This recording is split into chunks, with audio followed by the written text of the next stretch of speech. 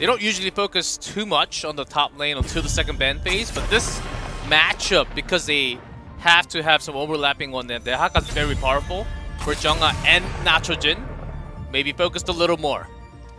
Well, Garrosh ban comes through. I think we're going to see that one pretty much permanently in this series. Judy just cannot be allowed to have that hero. Tyrande removed here means that I think Miracle should look towards either the Hanzo or the Mephisto ban here, because remember, Ballistics is a DPS-oriented drafting team. They have to get SE's weak hero pool settled before the second ban phase, or usually they end up with a DPS that's really bad for them. We know they can play the Mephisto. They showed it in the last week of regular season. Thinking about the next steps. So they're actually focusing on the support even more, letting them go with whichever pick that SC wants to pick, if they want to pick the DPS first. I think with the support ban, they can actually choose Deckard Cain in this case and leave everything open. It's a very... It's kind of a Blossom-esque move to do that. I think Ballistics might want to go down that route, but it's so tempting to just get Hanzo for SC here. They take the Maiev. Now, that was another hero that's left open, but it's not really a go-to pick for Ballistics. They usually avoid it. Now, Phoenix is removed. So I think they have to grab the second DPS right now, and it may very likely still be that Hanzo for SC. Strong rotational play with the Maiev is possible in the 4-man in the early game with that Maiev. Or Mephisto in this case is still okay. True. They take the tank line though, the Anubarak Yrel picks here, avoiding the Hanzo completely at the stage. They want to hide the DPS and think about the opponent's DPS first. Kind of locking that Mephisto pick as well. I don't think they have to ban it necessarily, because they have Anubarak Yrel already to cocoon him down and not go back in the shade. So that's a big counter. Mephisto's locked in from Miracle's side. So Ballistics, if they want to, they can take it. Hanzo not banned out. Reiner was another SC0, so it's totally being targeted today. Yeah. And if they grab Hanzo in this as their second DPS in this next phase, SC is going to be very limited options. Because we know that this is going to be the ban here, the Diablo. Well, we know that Maiev is always played by SDE. Historically speaking, anyways, tonight we could see a departure from that, but when you have all this information for Miracle, the Hanzo pick just feels so tempting here. You have the ability to control the mercenaries, you have the ability to long-range engage, and they'll again go towards Nachojen's more global-oriented hero picks with the Dahaka. And everything that we've seen so far feels like Miracle's gotten everything they wanted.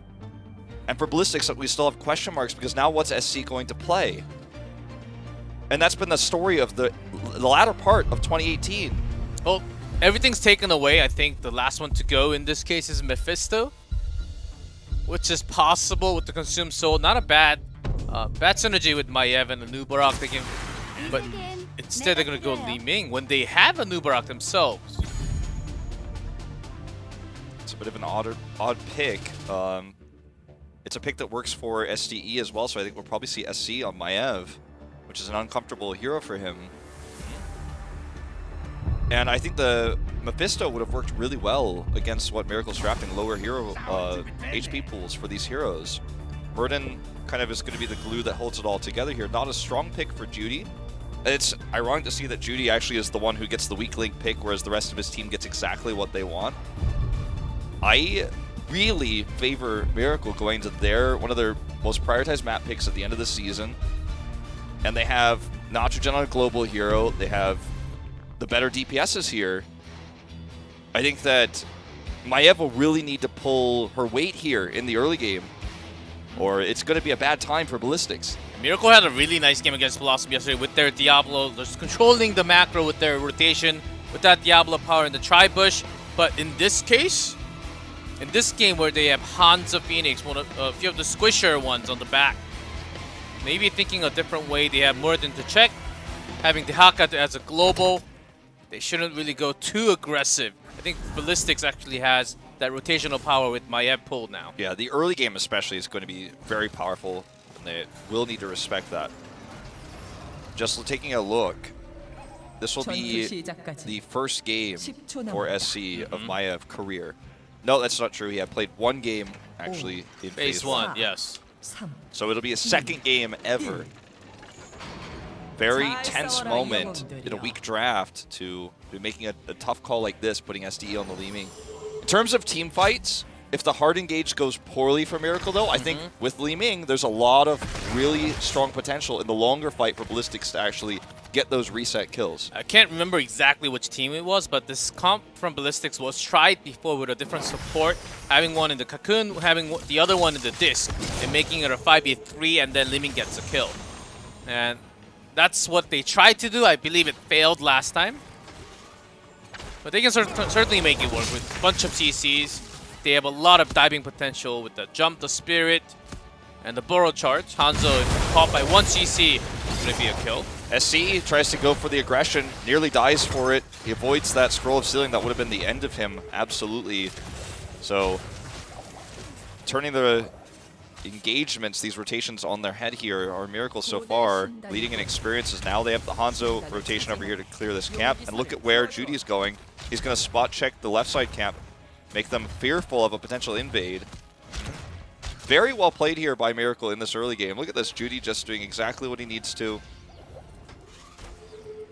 And, you know, the one thing I do worry about for Miracle in terms of what you just described is there's not an easy way to break Cocoon outside of a really lucky scatter arrow. I mean, they have Dark Swarm as well. I guess this could be a game with Planet Cracker if they really want to break that through easily and do some damage. But they don't have a locking in CC like the Diablo or Unubarak, which is on the other side. More than Stonebolt, they hack a drag and some roots from Deckard. But it's all skill shots, and it can be dodged very easily from Ballistics. True. I think that's an interesting idea, an interesting take on a very emergency response. We might see that later in the series if this kind of style does give them trouble. Big heavy commitment of Miracle rotating top at the moment to try to take this. They're going to squat bottom as well, but Ballistics responds in kind very quickly. Nitrogen steps over the line here and actually will avoid that tether. I believe he has Essence and also Burrow. Yeah, he should be fine. He should be okay, but cleaning this will take a lot of time. And gladly Hanzo's winning the fight at the bottom, of course, against Leeming, because once Leeming goes in, she'll get hit all the way by a scatter. It's a very dangerous choke point to go in. Judy's very survivable here mid. Could trade up really easily with his trait. Eventually, Hanzo is pushed back by that rotation down. Now they're coming straight mid, and there's the catch onto Sniper. Let's get drawn in. The warp is good. Judy with the block here. Fan of Knives not going to really connect there, so Sniper will get out. But they lose the channel here at the moment. That's going to create a very big problem for Miracle. They're going to have to make a commitment here. But I think it's going to probably have to be bottom. Meanwhile, Judy. Another potion comes in. Okay, Nitrogen's coming down. They want SC. After the vault. But right afterwards, there's the grab. Miracle takes first blood. Very well played by Nitrogen on his most played hero here. There you go. They're just handling this Maiev pick so well. It's almost as if they wanted Ballistics to pick it. May actually be forced because also SDE did not play that many games on Maiev. I don't recall too many. It's got to be a little more than SC at least, but that was an early vault. Some pros, they actually see the animation of the drag and then use that vault. Yeah.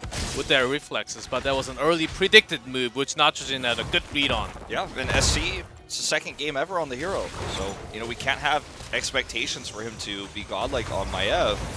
But we also don't expect him to play it if that's the case. Nitrogen, very much peeling right now to try to get them into position for a channel, but it's not going to happen until they get more poke damage. Franco is looking for it right now. Judy does start to unleash, but he's interrupted by Hooligan now. But it's a bad position for the members of Ballistics here. This is not a trade up. This is, in fact, a bad trade. Nitrogen doing so much here. Pops his Essence Sniper, though. Dangerously low for just a moment. He was eating a lot of potion and still stays in touch. Blue Beetle has a lot of mana left, so it should be okay. Maki doing about the same. They're not really engaging too much because right now if you engage, if you lose more, that's going to be basically a Dragon Knight. So both teams, they were taking this one very cautiously. Well, here's the channel now, counterwise. But it's not an opportunity yet for Ballistics. Gonna try to grab this siege camp in the interim. Judy is so well spotted out here by Hooligan, so he's not going to be able to threaten. They know that. But this take will actually cause him to lose control of these shrines for just a moment. Sniper wants a kill here. If he had 10, he would have been able to get it. It's going to force Yrel back, and this is a big problem because Miracle can always threaten mid. And while Yrel goes back, they can push top. In fact, she's going to stay. Jungha has to stay. Because otherwise, they're just going to lose way too much here. I love the pressure Miracle puts on Ballistics here. Without a kill, even though it'll take a long time. Ooh, those arrows. That's going to finish your That's quest. why Hanzo actually goes bottom most of the time in the Dragon Shrine. Yeah. Dragonshire. You want to finish the quest? Unless you really get a kill, because there's that Maiev and also rotation from Hooligan all the time. It's really hard to channel the Dragon Knight. You just have to look for fights and try to win small advantages for Ballistics. I mean, he's just utilizing these corners so well with the scatter arrows. Now they're going to have 10. Ballistics cannot be contesting anything. This could be a Dragon Knight right here. Once 10's hit, he's got isolation in top. So Yrel also could be killed. Okay, that's going to force her off. He knows. Jungha knows he can't contest that. But they don't get any kills. You can jump over. That was just to have early wave clear when they have 10. So no big engage so far. Just a single kill. The reason why this rotational play in this ranked game is really slow. Not only that this is an important match for both of them. First game. Pretend they can't really have too much CC that could connect, and they're not going to make a crazy mistake once they're out of the rotational fight. There's this. Ooh, disc here, but the interrupt is going to come through. Bolt's down for SC, but the disc expires. It's a heavy commitment on the sniper. If this fails, they're going to regret it, but they do get him here. Tranquility is popped also here as Moggy's just trying to keep everybody healed up. SDE retreats back. He's got reset potential here. Look, Nitrogen. I don't know if he's getting out of this one alive. He gets knocked up here. Stay a while, listen to try to save him, but it's not enough. And SC will get the channel on the first Dragon Knight of the game. Little overextension of Phoenix. We can't really penalize him for that because he was trying to cancel the channel as well. Deckard threw out a lot of his skill shots to basically interrupt what SC was trying to do in there. So they were forced when they actually had 10 first. Well, they lost a lot more than what they should, I think, up there. Yeah, and also the Dragon Knight continues. This will be somewhat of a level gap already. It's kind of ironic how the Bruiser camp to the top as well ends up being a great thing for Ballistics because it gave a free wave to Yrel to soak. Now she could just clean that, get some extra experience, now head down while the wave is pushed where it's more risky. So she's just able to get extra soak, extra pushing power done. Dragon Knight does go down here without too much damage, but the 4 is quite significant. It's going to put them under the 13 advantage. I guess they're going to get this last cannon tower here as well. Maybe one hit onto this fort. 1 Q. And the healing fountain would be nice. They will get that. Yeah, he has a few more seconds, but because you know that the Haka is all the way up there, you could join into team fight anyhow at any time of the game. A safe exit, not really having any overextension. Seems like playing passive is the way to fight today for both teams. Look at SC retreating back now. Just wants to get this camp secured safely. As Miracle's just not willing to fight with 13. They wait for this camp because they want to time it to have it set up defensively against this Knight camp. There's no wall, but still, you can see where the Knights are now, or the Siege Giants rather. That's exactly where you want them to be. You clear this easier. They kind of tank for the fort while doing that AoE damage. So Miracle's going to hit 13 in just a second. And then the next Dragon Knight will come available next Shrines. So how Miracle approaches the next fight is going to be really interesting to see because they were not the team that was supposed to be on the back foot in the early game in terms of structures, unless Maiev popped off, right, which didn't happen. It was just one clever engage by Ballistics. And they've got the Dragon's arrow. which can be a good way to hard engage, but they don't control vision, so it's hard to be tricky like that. It's a little harder for Judy in this case. When he's not a Diablo, Muradin, in this game, I don't think he will die too much. There's no Tyrande on the other side, no Jaina like yesterday. Yeah. So it is a total different story. He will be safe most of the time, but what impact can he actually have in the team fight? Yeah, that's why it was just really unique to see a very different type of draft from Miracle, where they had the tank at the end of the draft, not the beginning. Okay, Nitrogen is getting dove upon here. The arrow is going to buy some time after this burrow, but actually it's blocked here. Only hits 2. Nitrogen will still go down. The disc is used. Nitrogen actually lived for so long, but I don't think they can turn this fight. They have to deal with the cocoon first, and even though Hooligan is aggroed by the fort, they get away with the kill. And this is an opportunity for another Dragon Knight here for Ballistics, not to mention 16 is right around the corner. Judy's just trying to squat this by time. That's the biggest impact he might make on a tank this game. Is just sitting on that to prevent the full capture. Blue Beetle and everyone heading up here. This is actually outnumbered Ballistics, but they're hiding in the brush. Attempted check by Frankel, but he doesn't see. Now knows. Ballistics already controls the bottom, so Miracle, they have to focus here. Even Irel may just come all the way up here because the Haka, he's forced to come up instead of the bottom lane. That takes a long time. Let's see how they force the rotation in this case. They hit 16. They have everything in their control. And Nitrogen down there going to retake this. So it's going to be a nice opportunity for Miracle. Jungha still has his heroic, so he was never in any real danger. He would have just been able to pop his Ardent Defender. Sniper taking a lot of damage here. Does not have 16 yet. There's the commitment. He's going to try to turn this onto SDE, but the arrow misses. Salvo's not going to get anything. Sniper goes down. There's a reset onto SDE. He's going to continue. Decker is trapped in the cocoon right after that.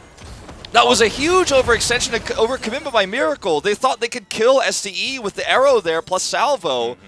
And he went in. Phoenix went in and not out there. They didn't have 16. What a risky choice. It backfires massively. That's guaranteed a Dragon Knight. They're going to get this camp right before. He intentionally interrupted himself with the camp to have the camp with the Dragon Knight pushing in both mid and bottom. This should be a keep. I can't imagine a world where Miracle keeps all their keeps alive. Nitrogen is just split pushing here for 16. He's going to get interrupted here by Hooligan. But isolation just guarantees he gets out safely. Okay, this is kind of a weird commitment. Ballistics is not actually going for a keep, they're going for 20. So they're actually looking for double fort from this. I think this Dragon Knight could have done more though. Like this feels pretty weird what Ballistics has just done macro-wise. Yeah, this cocoon though could become pretty impactful. I think it's also just to delay the rotation coming all the way up there. The fort is almost gone. With an extra wave, I think it will just be gone. They didn't even get it though. Like this Dragon Knight is Miracle's probably thinking like, whoa, close call on that one. Yeah, today both teams are playing really safe. This is a BlizzCon spot, so they'd rather just be safe today and not make any mistakes from individual weird calls. The pressure from Nitrogen, I think, really threw Ballistics off. And when Hooligan went up there and got isolated, they like all went top, which is where the Night Camp was pushing. But still, you know, it's like I agree with your sentiment. You know, BlizzCon spot on the line, everyone's playing safe. But Miracle's going to be very thankful about that right now. Judy's just going to grab another Q stack. And then Etorf tosses away. He's been doing that a lot this game. He's just like, well, going to try to become impactful eventually with that scaling. I think they could make a play to get the neutral camp here. They don't know that the camp is being taken for sure, but I think they could reasonably assume that. Yeah, now they can for sure. They have an Hanzo with the piercing now at push 16. That's going to be an easy one to clear. Oh, like insanely fast.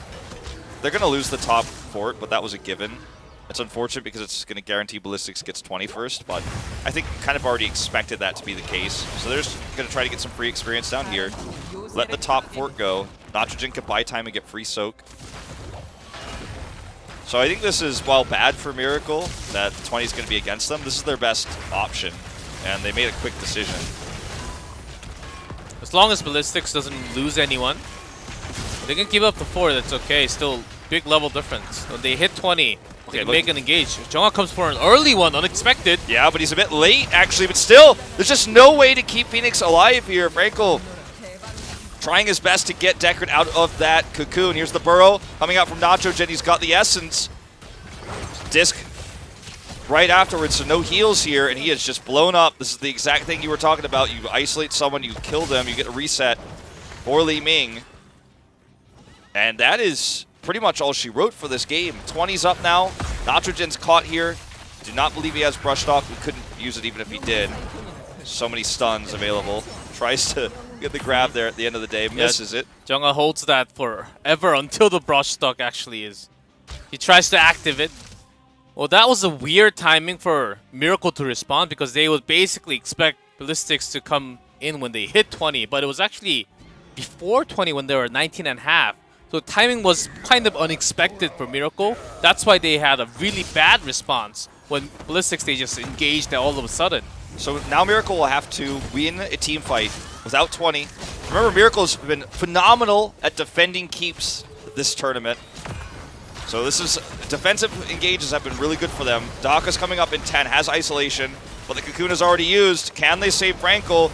Interrupt here Nice on kick. Say a While Listen, and that's going to be a dead Frankel, and Judy will follow, it looks like.